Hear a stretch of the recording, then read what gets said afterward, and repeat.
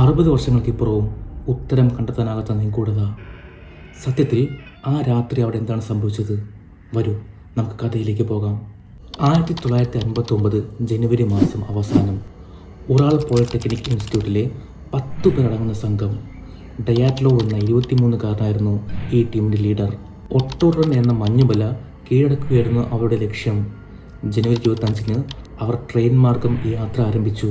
എന്നാൽ യാത്രക്കിടെ യൂറി എന്നയാൾക്ക് പെട്ടെന്ന് നടുവേദന വരികയും യാത്ര അവസാനിപ്പിച്ച് തിരിച്ചു പോവുകയും ചെയ്തു. കണ്ണീരോടെ തിരികെ പോയ യൂറി അറിഞ്ഞിരുന്നില്ല അത് തൻ്റെ ജീവിതത്തിലെ ഏറ്റവും വലിയ ഭാഗ്യമായിരുന്നുവെന്ന്. ഇപ്പോൾ സംഘത്തിൽ 9 പേർ, 7 പുരുഷന്മാരും 2 സ്ത്രീകളും.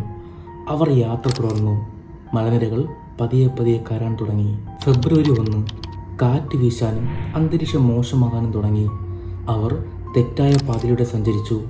വഴിതെറ്റിയ സംഘം ഖൊലാത്ത് എന്ന പർവ്വതത്തിൻ്റെ ചരിവിലെത്തിച്ചേർന്നു. ഖൊലാത്ത് എന്നാൽ അവിടെയുള്ള ഗോത്രവർഗ്ഗക്കാരുടെ ഭാഷയിൽ മരണത്തിൻ്റെ മലനിരകൾ എന്നായിരുന്നു അർത്ഥം. സമയം വളരെ വൈകി, രാത്രിയായി. മുന്നോട്ട് പോകാനാകാതെ സംഘം അവിടെ ഒരു ടെൻറ്റ് കെട്ടി. രാത്രി അവിടെ തങ്ങിയിട്ട് രാവിലെ യാത്ര പോകാനായിരുന്നു പ്ലാൻ. പക്ഷേ പിന്നീട് ഒരിക്കലും ആ സംഘത്തിൽ നിന്നും യാതൊരു വിവരവും ലഭിച്ചില്ല. ഫെബ്രുവരി 12-ന് തിരികെ എത്തേണ്ടവർ എത്താതിരുന്നതോടുകൂടി ബന്ധുക്കൾക്ക് ഭയമായി. അവർ പരാതി നൽകി. തുടർന്ന് സൈന്യം ഹെലികോപ്റ്ററുകളിൽ തിരച്ചിൽ തുടങ്ങി. ഫെബ്രുവരി 26-ന് തിരച്ചിൽ സംഘം ആ മലനിരകളിൽ എത്തിച്ചേർന്നു. പക്ഷെ അവർ കണ്ട കാഴ്ച അമ്പരപ്പിക്കുന്നതായിരുന്നു. സംഘം താമസിച്ച ടെൻറ്റ് മഞ്ഞിൽ പകുതിയും മൂടിപ്പോയി. അകത്തുനിന്ന് ആരോ കത്തിക്കൊണ്ട് കീറിയ നിലയിലായിരുന്നു ടെൻറ്റ്. അപ്പോൾ ഭയം കാരണം അകത്തിരുന്നവർ പുറത്തു ചാടാൻ ശ്രമിച്ചു എന്നായിരുന്നു നിഗമനം. ടെൻറ്റിനകത്ത് സംഘത്തിൻ്റെ ഷൂസും പണവും ജാക്കറ്റുമെല്ലാം ഭദ്രമായിരുന്നു.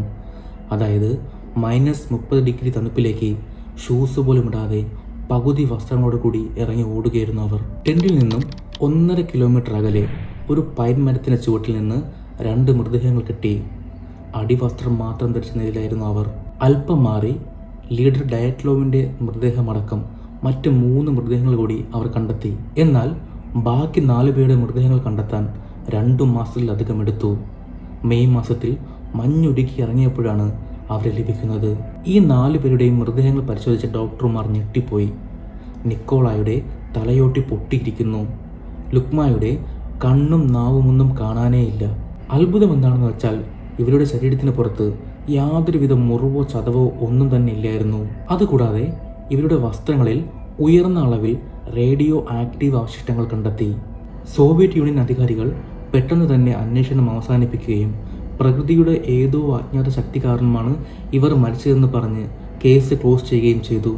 പക്ഷേ ആ 9 യുവാക്കളുടെ അവസാന നിമിഷങ്ങൾ ആ മഞ്ഞുമലയിൽ ഇന്നും ഒരു നിഗൂഢമായി നിൽക്കുന്നു.